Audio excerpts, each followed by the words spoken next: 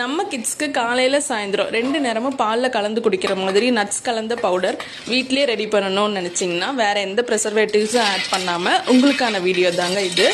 வாங்க எப்படி பண்ணுறதுன்னு பார்க்கலாம்.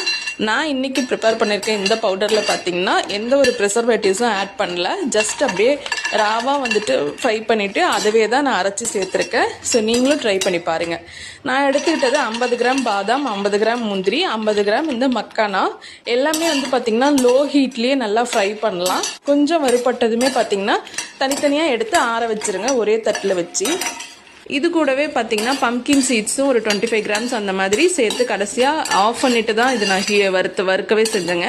ஏன்னா அதில் ஃபஸ்ட்டில் இருந்த சூடே பார்த்திங்கன்னா போதும். இதுக்கெலாம் ஹை ஹீட் தேவையில்லை. எல்லாமே லோ ஹீட்டில் வறுத்துட்டு இந்த மாதிரி நல்லா ஆற வச்சுருங்க. ஒன்ஸ் ஆறுனதும் பார்த்திங்கன்னா மிக்ஸி ஜாரில் ஃபஸ்ட்டு இந்த நட்ஸை மட்டும் போட்டு கொரகொரப்பாக அரைச்சிருங்க. அரைச்சிட்டு பாதியில் இந்த மாதிரி கொரகொரப்பாக அரைச்ச வாட்டி இனிப்புக்கு வந்துட்டு நாட்டு சக்கரை நான் வந்து 1/2 கப் அப்படியே சேர்த்துக்கிறேன்.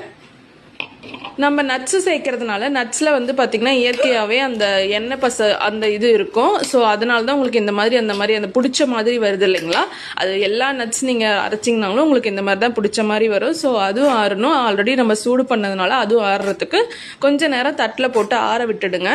ஆற விட்டின வாட்டி சூடான பாலில் ஒரு 3 ஸ்பூன் அளவுக்கு கலந்துருங்க. எங்களுக்கு வந்து சர்க்கரை பத்தலை, அதனால் நான் கொஞ்சம் சர்க்கரை ஆட் பண்ணியிருக்கேன். அது முழுக்க உங்களுக்கு ஆப்ஷனல் தான். நல்லா கலந்துட்டு இந்த மாதிரி காலையில் மத்தியானம் கொடுத்து பாருங்கள். இது வந்து உங்களுக்கு வேறு நம்ம ப்ரிசர்வேட்டிவ்ஸ் எதுவும் ஆட் பண்ணாதனால நமக்கும் ஓகே ஹெல்த்தியாக கொடுக்குறோம் அப்படிங்கிற ஒரு மன திருப்தியும் இருக்கும். அவங்களுக்குமே பார்த்திங்கன்னா டேஸ்ட்டு பிடிச்சிருக்கு. ஏன்னா சக்கரை அவங்களுக்கு தேவையான இனிப்பும் அதில் போட்டிருக்கோம். அதனால் நல்லாவே இருக்குன்னு சொன்னாங்க. நீங்களும் இந்த மாதிரி ட்ரை பண்ணி செஞ்சு கொடுங்க. செஞ்சு கொடுத்தீங்கன்னா எப்படி இருந்துச்சுன்னு மறக்காமல் கமெண்ட்ஸில் ஷேர் பண்ணுங்கள். Thank you friends. நிஜமாவா?